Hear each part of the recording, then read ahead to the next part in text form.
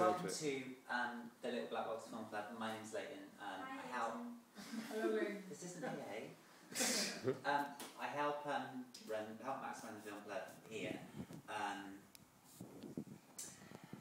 And tonight we are showing a true masterpiece, a film made by a gentleman who needs very little introduction.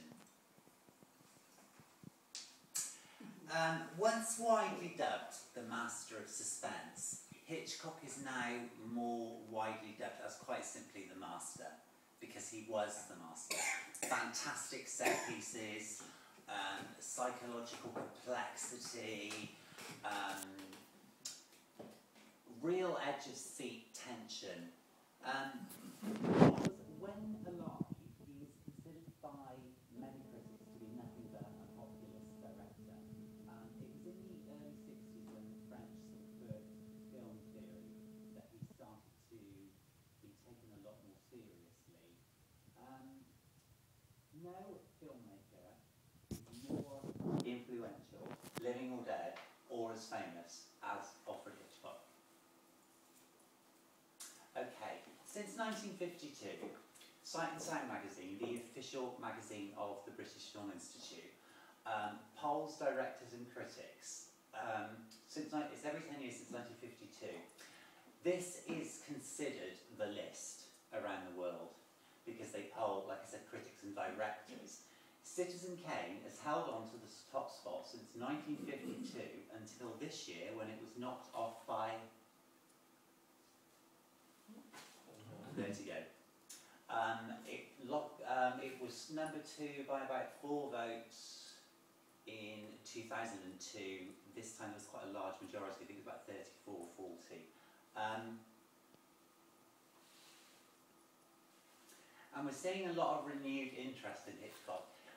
Hitchcock, it's opening the American Film Institute's festival on November the 1st. Sir Anthony Hopkins as Hitchcock. As you can see, the famous publicity still.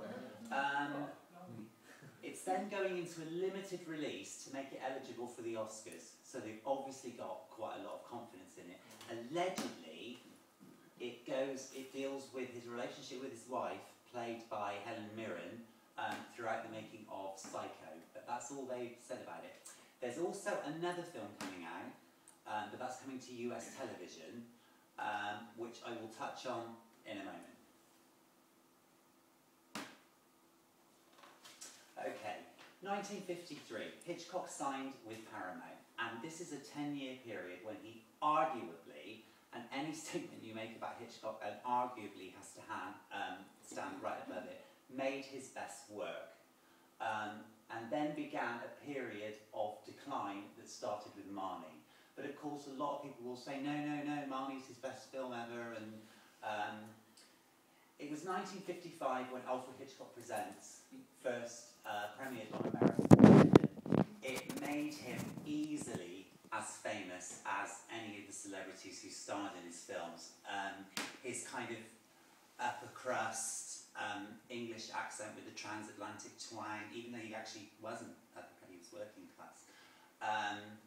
His kind of like dryness, his laconic, he was a star himself.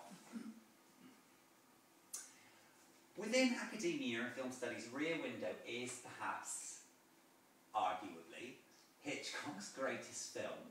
And within film theory, it actually deals with scopophilia. Literally, that means the pleasure in seeing and looking, in watching.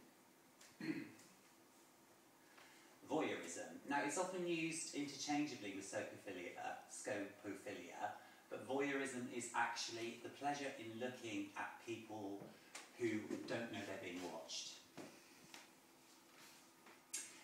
And its effect on the gaze and its effect on audiences. We are all voyeurs when we watch a film. The characters on the screen don't appear to know we're watching. We become completely involved with their lives. The gaze refers to what we see on the screen, plays with our conscious and unconscious desires and fantasies. A key element, particularly in feminist film studies, Rear Window opens up all new avenues of exploration because we are watching other people watching other people. So therefore it kind of breaks down the third wall that they would say with the screen. Just a very quick snapshot of the set, because I don't want to reveal it. If you haven't seen it, it is still one of the most impressive sets ever made. That's just a small section of it. You know, this film is 60 years old, and well, it's just fantastic. To use another film as an example of how Hitchcock subverts the gaze, we turn to Vertigo. Scotty, all the way through Vertigo, is our hero. We share the incident with him that gives him his vertigo at the beginning. We become as intrigued by the enigmatic Madeline as he does. We fall in love with Madeline just like he does. And then, when real tragedy occurs, we share his nervous breakdown, here done in a psychedelic kind of dream sequence, which was 10 years ahead of its time. At around the halfway point, Scotty meets Julie in the street, and he follows her home where they get talking. When he goes to leave, after agreeing to come back and pick her up with 1 hour, I would have liked to have shown just briefly this clip, but fair rights policy, I couldn't get it to burn this afternoon. She slowly turns her head from the door, around and upwards, until she looks us, the audience, right in the eyes. We don't like being looked right in the eyes by movie characters. We find it unnerving. Immediately, the film then dissolves into a flashback where we learn, a long time before Scotty does, the horrifying secret in Vertigo. But because Judy has looked us in the eyes, she's told us the truth, we are now complicit with her, and she becomes our viewpoint character for the final hour as we watch Scotty defend into necrophilia. And this is what makes our equal emotional investment in both of them. This is what makes the ending in the Bell Tower just so devastating. Right, Scotty is of course, Jeff is of course played by James Stewart, 1908 to 1997, one of the most fondly remembered of all Hollywood's great stars. I am not a fan of Stewart's or Shock's early work. I can't stick, and I know this is sacrilegious, I can't stick It's a Wonderful Life. I would like it a lot better. I know, if my grandmother was and my auntie were in the audience. It's actually illegal, isn't it? I know. I would like it a lot more if it was called It's a Hideous Life, I think, but I absolutely can't bear it. I think James Stewart did his best work under Hitchcock. I think in all the films he made for him, he is absolutely fantastic. Just briefly, Thelma Ritter. Thelma Ritter was mainly a stage actress. It was in 1950 and 1963. She earned 6 Oscar nominations for Best Supporting Actress, but she never won. So she ties at the moment with Glenn Close and, I can't think of the other one, Deborah Carr, for 6 nominations that didn't win. She gives the film its comedy. It's comedy hard. She's just absolutely excellent. Of course, she's best remembered for this and All About Eve with Bette Davis, where of course she's the only one who sees through Eve right from the beginning. Fetishism. Okay, Rear Window has a female lead. I saw that before. Fetishism, a form of sexual desire and gratification linked to an abnormal degree on an object or part of the body. And Hitchcock had one much discussed fetish, blonde hair. Okay, the girl. Now, Toby Jones and Sienna Miller here in a recreation of the classic classic publicity shot from The Birds. This is the TV movie I mentioned. It's in the US at the end of the month. We're going to have it, I think, over Christmas. It deals with Hitchcock's obsessive, sadistic relationship with Tippi Hedren. Hedren attended a press conference a couple of weeks ago, And although it's in every single biography that he sexually harassed her, he moulded her, she's never actually confirmed it's true. She did confirm that it was true at the press conference. He was, of course, trying to make Tippi Hedren into his ideal. Now, he'd already worked with his ideal. Now, this was a girl who oozed sophistication and class. Grace Kelly. Now, Hitchcock, it's said that he loved 3 people in his life only. His wife, his daughter, and Grace Kelly. But he loved Grace Kelly in a fatherly way, rather than in the kind of obsessive way that he did Tippi Hedren. He would have cast her in every single film he made, and he was devastated when she retired to marry into royalty. For the American people, they might have felt disappointed with her, but as it was a logical progression because she was America's princess. It was right that she actually became official royalty.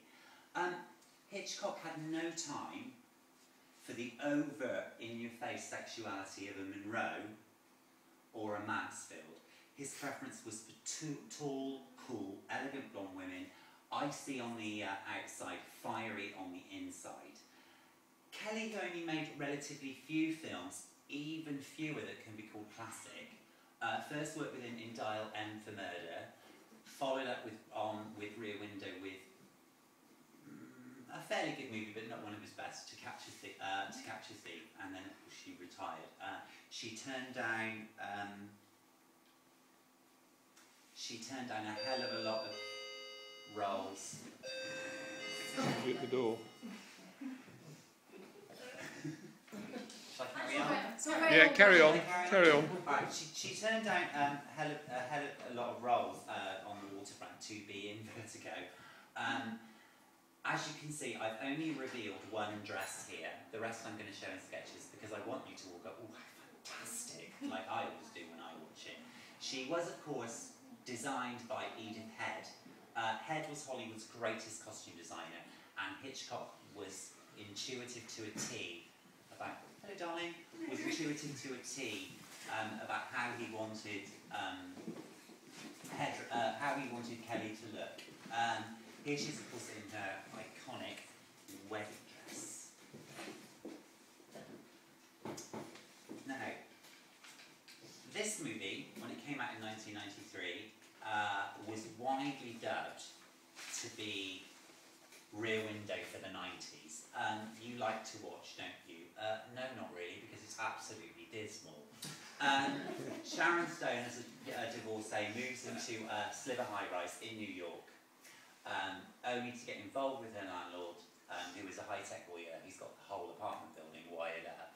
And we don't care about either of them, let alone the people they watch on the screens. So therefore we have no emotional involvement. Rear Window has been copied and imitated by thousands of movies ever since. I think it's Hitchcock's most purely likeable, edge-of-seat suspense film.